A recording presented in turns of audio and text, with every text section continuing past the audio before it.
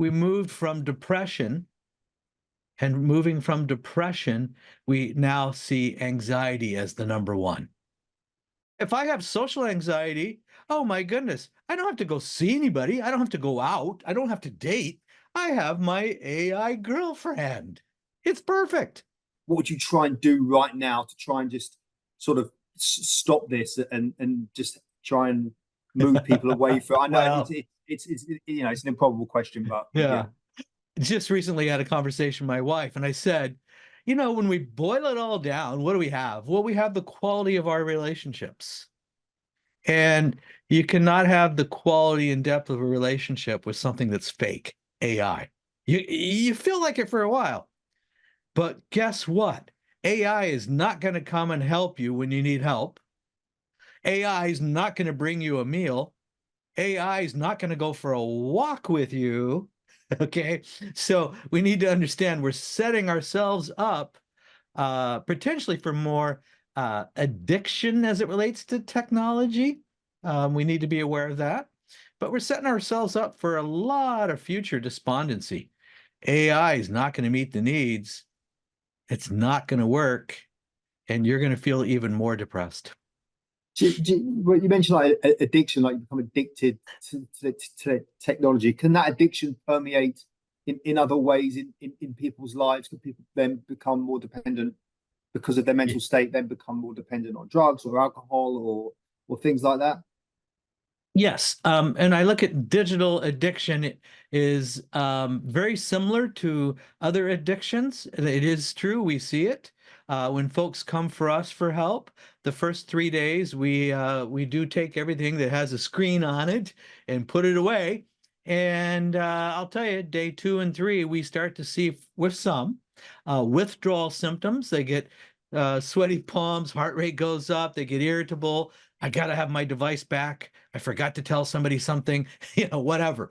And so we do know that you can create an emotional bond to that technology, to that social media, and to that AI girlfriend. You create an emotional connection, and it will feel, you will go through withdrawal when that is extracted.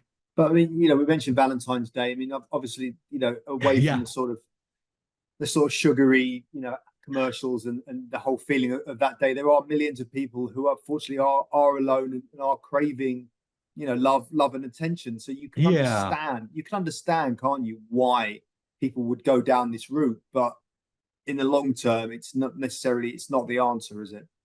We can understand the desire to have that relationship, but you said it so well. In the long run, it does not provide a relationship that we're looking for. No. And in your experience, is it mainly? I guess I've sort of written about this, but it's mainly kind of men seeking AI girlfriends. But any sort of evidence of the roles reversed of women seeking out sort of male AI, you know, kind of situation, or is it? Have you found it to be predominantly male or not? You know, I don't know the answer to Well, we're not seeing that yet, but I believe that will be a part of it. Probably not as popular, but I think that it is going to emerge. We just have not seen that yet here. why is that? Um, Probably because, You know, your professional opinion. Why is that? well, the stimuli, the visuals that can be captivating through an AI girlfriend, even the seduction element of pulling you in. I think generally that's where the guys are going. If you've stepped into this already, my words today are just words to consider, a warning. Watch where it can take you and how unfulfilled it will end up being. Sure. We touched on this previously, but have you had sort of patients or clients that have become embroiled in these kind of relationships? Yes.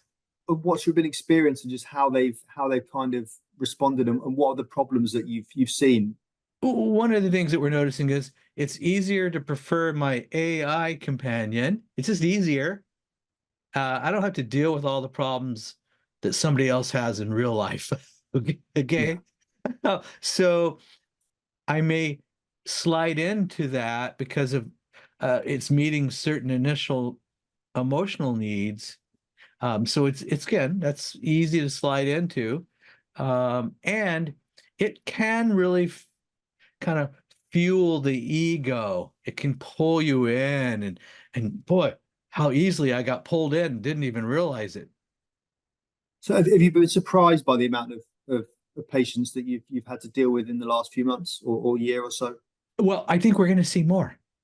Yeah, I think we're going to see a lot more. And I think we need to look at what needs, what emotional needs am I trying to meet through an artificial means? And have I been deeply, deeply wounded in a relationship? Maybe there's been a sense of betrayal or rejection. And so is that why this is safer?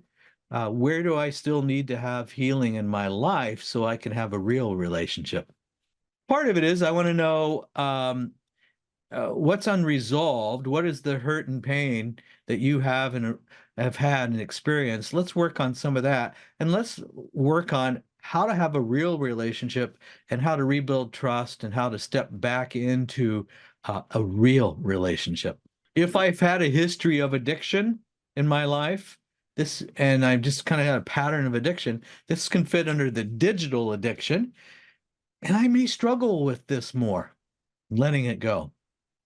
just because it gets it's not like you're doing heroin or you're not going out drinking a bottle of whiskey every night. It's kind of just there, isn't it? Right. Absolutely. The So, other thing that I think is important to remember is I can carry my little girlfriend around in this device sure, anytime. sure. Always, always accessible. Where do you see this sort of going? Well, I think it's going to increase the whole area of digital addiction. I think one of the things that's going on, social media is ghosting. So if I'm done with you in a relationship, I don't respond, I ghost you. And so I can just cut off a relationship. Well, I don't know how to problem solve. I don't know how to be honest with another human being. So people are not learning good relationship skills. We all need to learn how do I resolve a conflict? How do I forgive? How do I get back in the game? So we're not making a general statement, but we're really not learning relationship skills.